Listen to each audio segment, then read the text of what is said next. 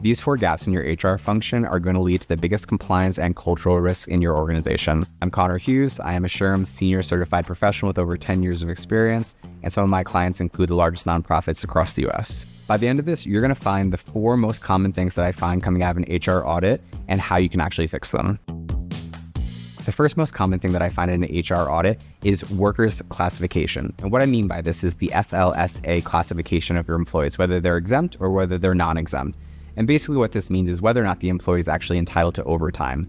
Most audits that I do come back with a finding indicating to me that the organization is actually misclassifying the employee. And what that means for the organization is that there's a really significant risk to them that the employee or the Department of Labor could come back to them saying that you paid this person incorrectly over the past X number of years. You now owe them back pay plus fines from the state and from the government. To fix this, what you're going to want to do is look at the job descriptions that you have on file, understand what you're currently classifying them as, and then go through a classification audit.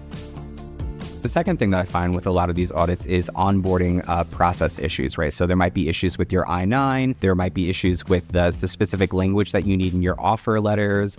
There could also be issues just with the onboarding process in general.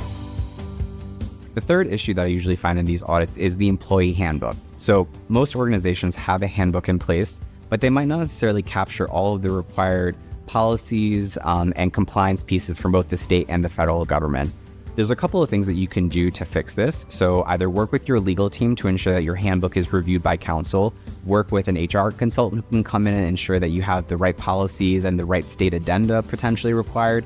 Or if you are currently using a human resource information system, they may have access there for you to be able to use any of their compliance resources to produce a handbook that is going to have all the required policies and documentation that you need.